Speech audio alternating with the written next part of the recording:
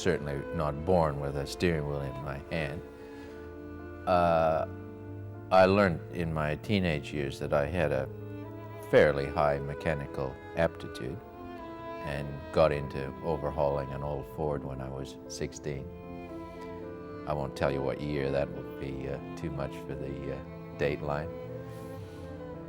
But it wasn't until I came to Australia and really saw the races at Sandown and got hipped up and started asking myself what I was going to do with myself.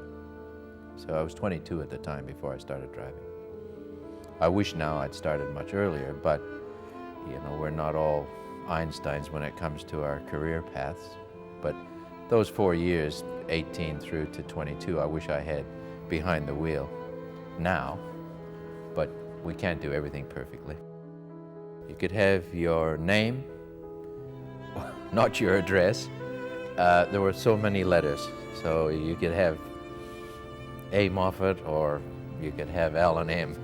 one way or the other. The only dispensation was the color of the car. There was no rule against what color, and the oil companies, who were the major sponsors in the 60s, BP and Shell, drivers just had the colors of the car. They couldn't have the name. By comparison, today it's laughable. So in 1969, I had the first non-automotive sponsorship with Coca-Cola, and that really did kick people around a bit. They thought, wow, what's this all about? I can recall 17 weekends in a row with a Mustang. Now that is extremely hard work. Today, the professional teams wouldn't do 17 races in the whole year. So it was tough going, but shorter races, of course. Those fellows taught me the hard ways of life. In fact, I can recall happily saying that if I could ever beat either one of those two, I could go anywhere in the world, and subsequently that proved that to be correct.